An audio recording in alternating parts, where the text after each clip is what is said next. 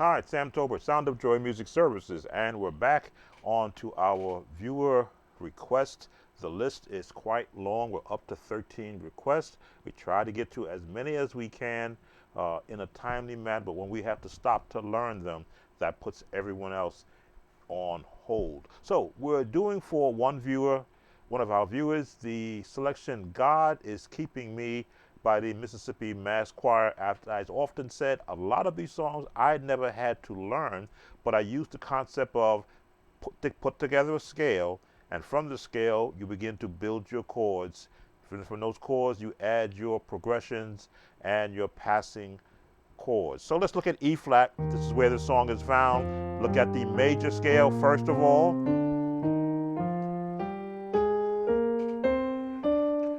Because in these chords, in these scales rather, you will hear the building blocks for these chords. I started to go minor there because in the song there are minor chords also. So you not only want to know the major scale, but you want to know the E flat. I'll call it the minor scale.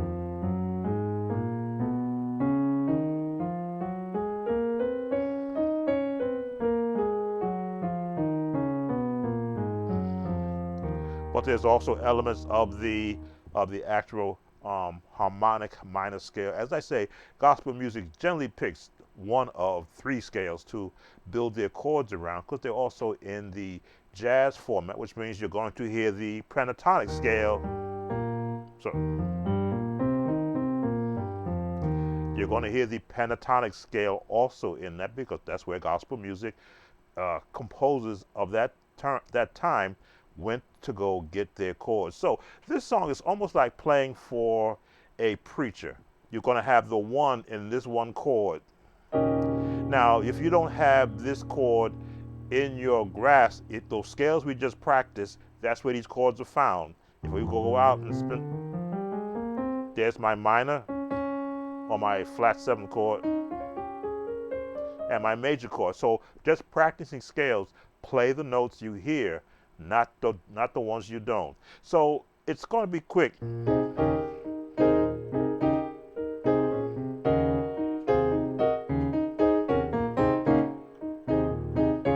And there's a run they do. Da, da, da, da, da.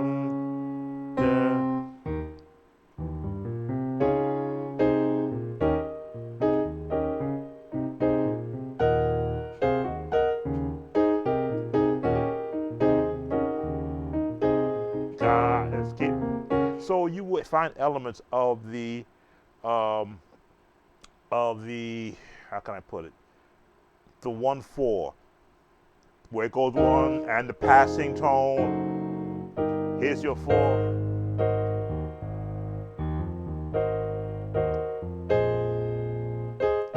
The gospel walk on.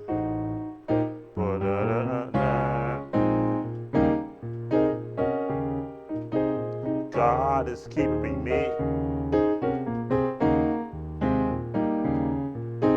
And the walk up.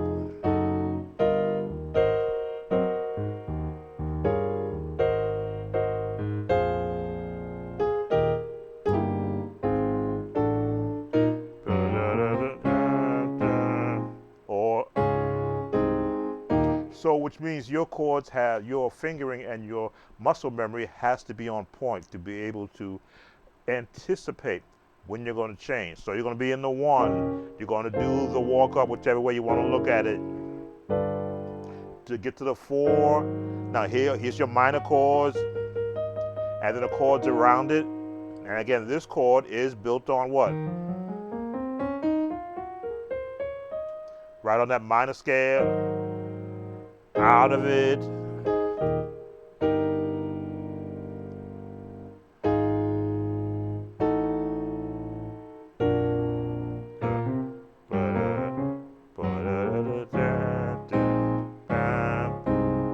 So what I'm going to do is I'm going to play along with the song, because this chord pattern is prevalent in the song. I can't let you hear it for YouTube copyright reasons, but I'm going to play with it until we get to the next change. But those are the chords you're going to be working with. The 1, the 4, the 3, sharp 3, no, sharp 2, 2, sharp 2, the 3, sharp to 3.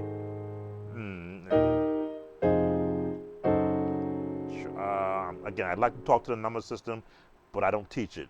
1, 2, sharp 2, 3, 4.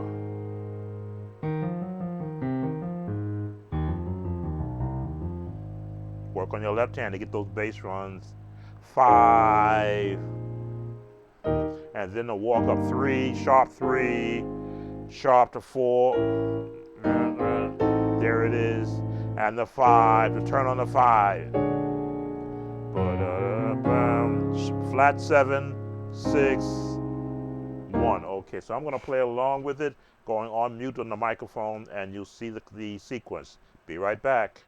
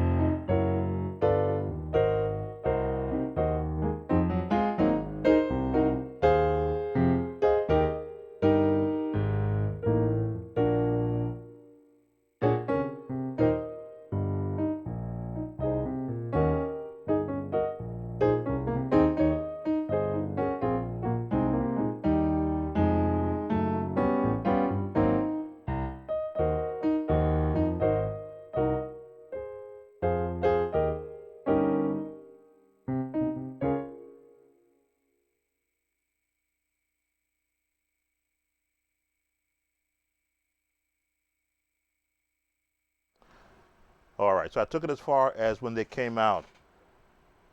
Dun, dun, dun, dun, dun, dun.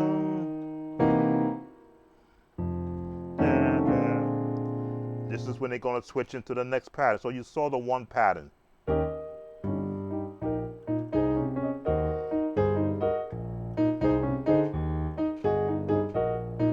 And walk and climb to the 4.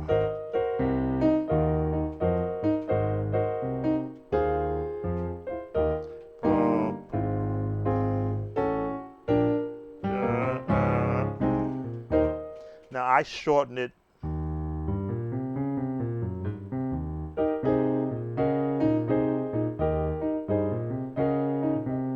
See how the left hand, because I practice scales on the left hand, if you don't have a bass player,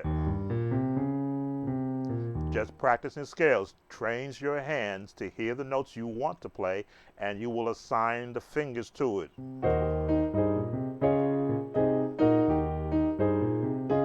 Or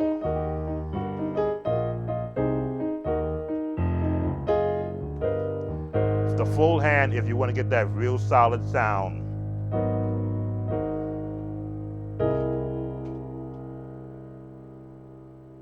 Note that change.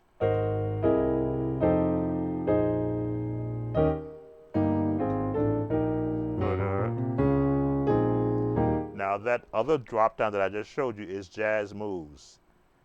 The 4, 6, 2, 5, 1, 3, 4, sharp 4, 5. And to be able to catch all that in timing is only practice. So now we're up to the part 2, or I often say pattern 2, where it does repeat, but it has a different way of repeating it. So let me play along with it, and then I'll show you what that pattern is. Be right back.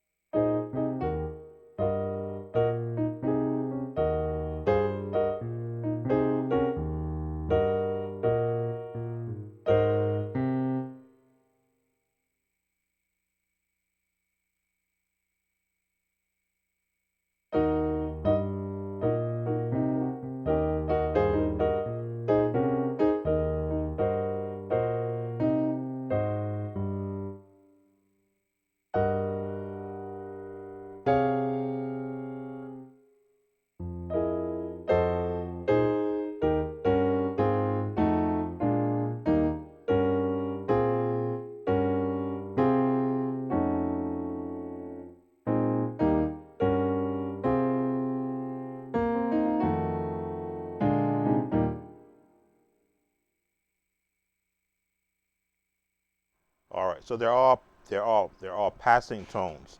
When you get to the oh yes, kinda did me, yo yes,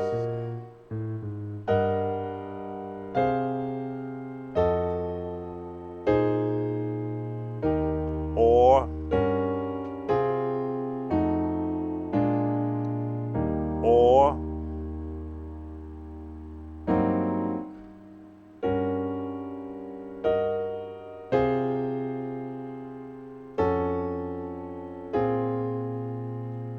so you pick one you want to use.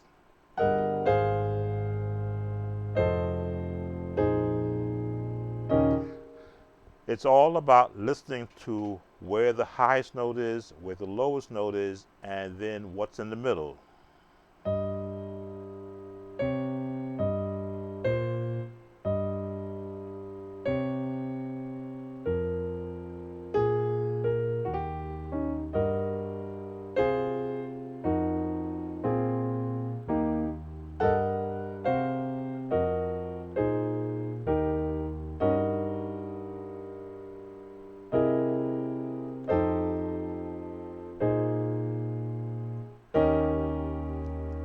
As you build on the chords, you want to know where the highest note, which is up here, or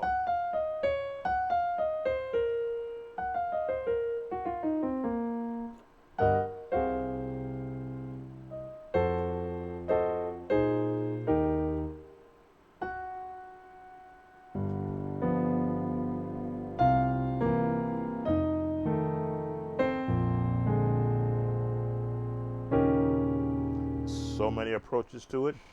Let me play a little bit more with it, and we'll bring it to the close. Be right back.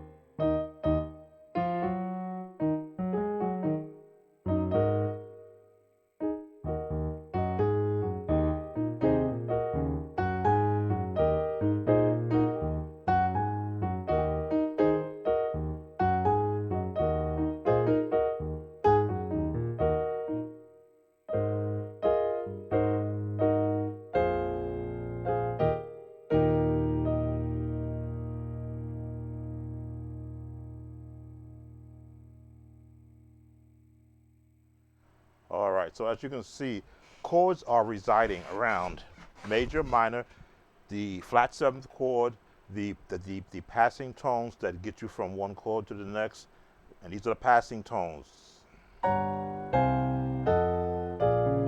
They get you to the one. So the 3, 3, 6, 2, 5, 1, and the run.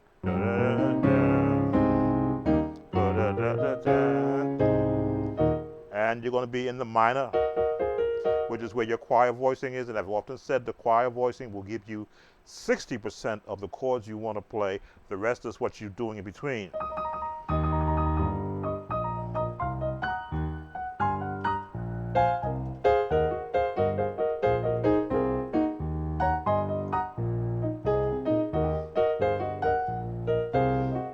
Then you go on walk.